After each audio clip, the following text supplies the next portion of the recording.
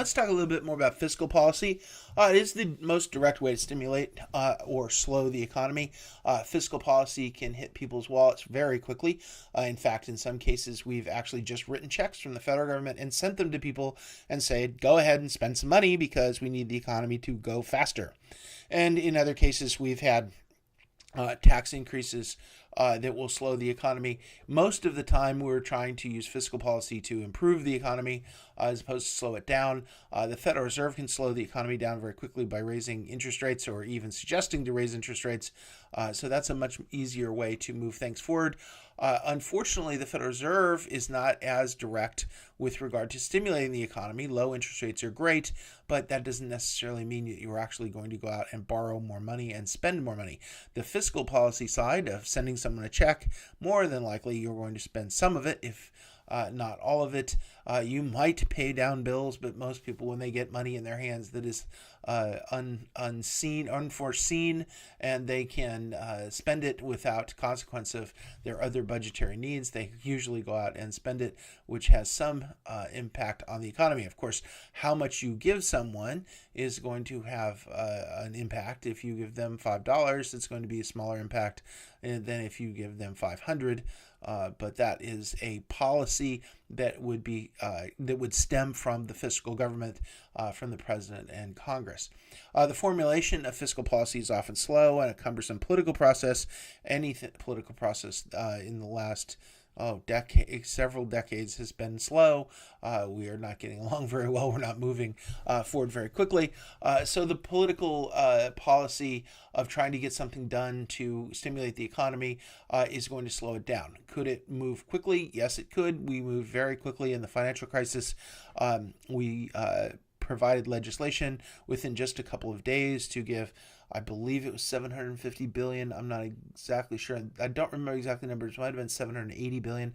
But we allowed the Federal Reserve to take that money and give it to the banks, or loan it to the banks. Incidentally, we got all that money back. The banks didn't get to keep it. They paid it back with interest. We made money on that deal as far as the taxpayer goes. But nevertheless, we moved within several days to have a huge change in fiscal policy and what we needed to do.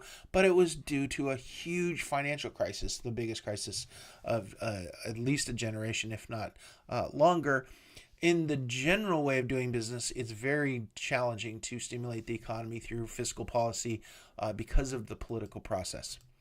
To summarize the net effect of fiscal policy, look at the budget surplus or deficit. The deficit stimulates the economy because it increases the demand for goods. In other words, that we don't borrow or tax as much. We don't tax as much, and we borrow the money instead of taxing higher to pay for our government programs. So we spend more, but we don't collect all the taxes for it. Now we put it on the credit card. That reduces the burden of people paying taxes. So it's less in taxes collected and more in government services. That is stimulus to the economy. We've been stimulating the economy this way for quite a while now. And this is a impact that you need to take into account if you're an investor. If that were to change, for example, if we were to raise taxes and decrease government spending, that would have a detrimental effect on the economy. So when we think of where we are in the macro economy and how we invest, while we continue to borrow money and have a deficit in the United States, that's a benefit to investors. If we were to reverse that, or there was some shock that required us to reverse that, such as bondholders not wanting to roll over their debt, then we would have a significant change in our investment policy. Okay, so that's fiscal policy in a nutshell. There's obviously more to it. The Treasury borrowing money on a regular basis and how those things work is more of a money and banking class. But let's move on to monetary policy and talk about it, as it has the most impact on the economy that there is.